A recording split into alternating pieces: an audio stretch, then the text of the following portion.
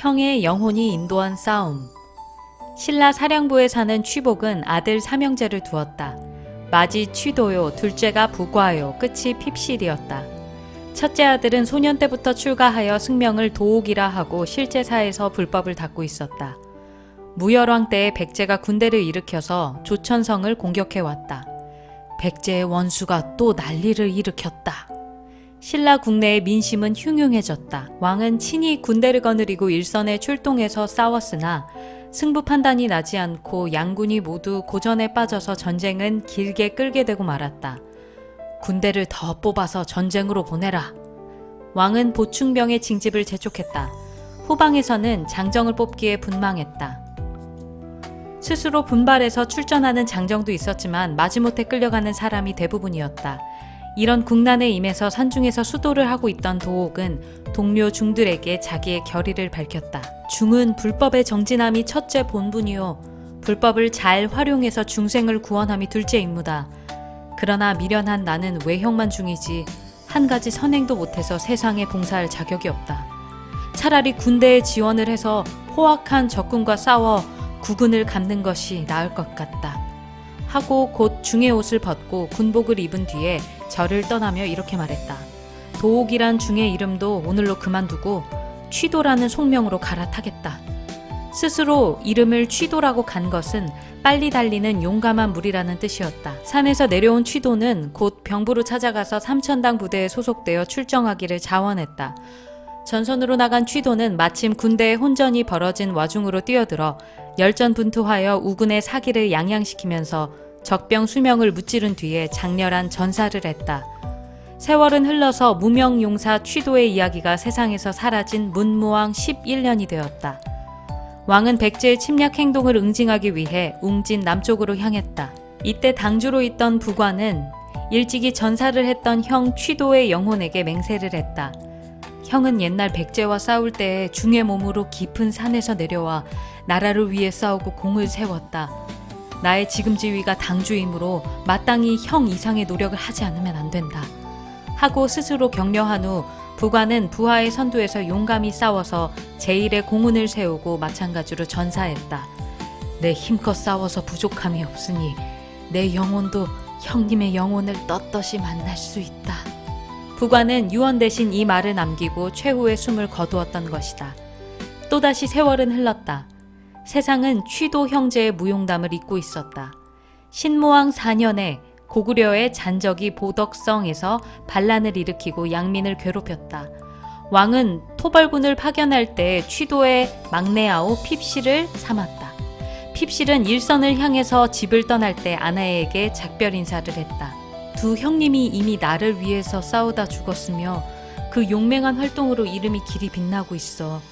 내가 만일 죽음을 두려워서 직책을 더럽히면 두 형의 영혼에 대할 면목이 없어. 비겁한 행동으로 구차한 생을 도모하려고 하지 않으니까 이번에 가면 죽는 몸으로 알고 나 없는 뒤에도 용사의 가문에 부끄럽지 않도록 집을 잘 지켜주어. 엄숙한 표정으로 후사를 부탁했다. 아내도 남편의 평소 성행을 잘 알았으므로 이번 전쟁에서 반드시 전사하고 돌아오지 않을 것을 알고 있었다.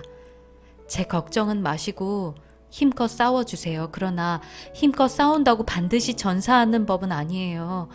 큰 공을 세우고 개선하시면 두 형님의 영혼이 기뻐하실 것 아닙니까?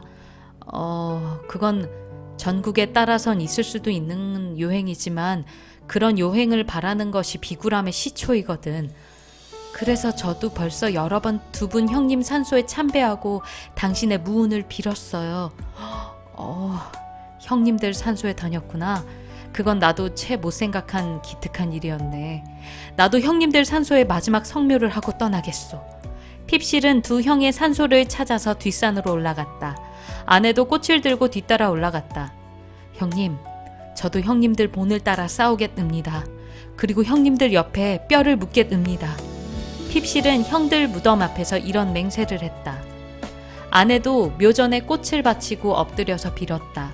그리고 그녀는 두 분 형님의 영혼께선 아우의 출전을 도우셔서 큰 공을 세우고 몸이 무사하게 명예의 개선을 하도록 도와주십시오.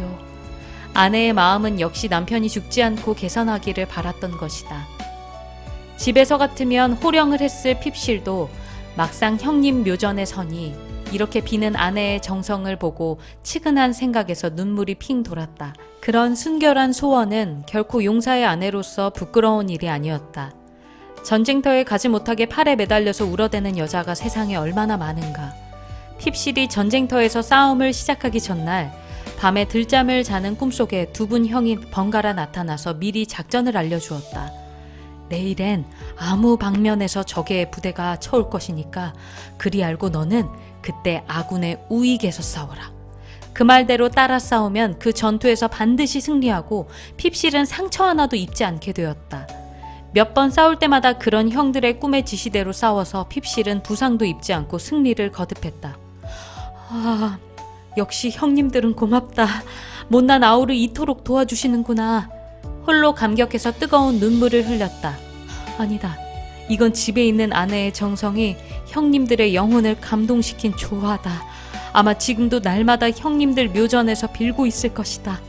아내의 정성스러운 모습이 눈에 보이는 듯도 했다. 그렇다고 내가 요행의 개선을 바라서야 되겠는가? 이러한 반성도 했다. 내일 싸움에선 좌익 전선에서 싸우라. 이런 꿈을 꾼 이튿날 전투에서 핍실은 그 지시대로 좌익 전선에서 싸웠다. 형님들이 지시한 지점이라서 결코 악전고투를 면하는 무사한 곳은 아니었다. 그러나 이상하게도 죽자하고 싸우는 핍실은 부상도 당하지 않았다. 그러나 형들의 그런 신기한 꿈의 지시만을 기다리지 못할 사태가 벌어졌다. 우익전선에서 싸우던 우군의 장수가 적의 포위를 맞고 곧 적병에게 살해되거나 포로가 될 위급한 사태가 벌어졌던 것이다. 이때 좌익전선을 막고 싸우던 핍실은 자기가 맡은 지점도 소홀히 할 정세가 아니었으나 우군의 장수가 죽게 된 것을 피할 수만은 없었다. 그는 전우회의 피가 끓어올랐다. 꿈에 형이 좌익에서 싸우라던 당부가 그의 머릿속에서 사라져버렸다. 핍실은 단신으로 우익전선을 향해 돌진했다. 그의 구원으로 우군의 장수는 위기를 모면했다. 그러나 그 대신 핍실이 포위되어서 역전 끝에 장렬한 전사를 하게 되었다. 형님들, 저도 이제 부끄럽지 않게 형님들 뒤를 따르게 되었습니다. 적진 중에서 숨을 거둘 때 핍실은 이런 말을 중얼대면서 웃고 죽었다. 신모왕은 이 말을 듣고 눈물을 흘리며 애석히 여겼다. 취도는 아우들의 사기를 격발시켜 두 아우도 또한 의롭게 싸우고 죽었구나 하고 삼형제에게 모두 사손의 벼슬을 추증해서 공로를 표창했다.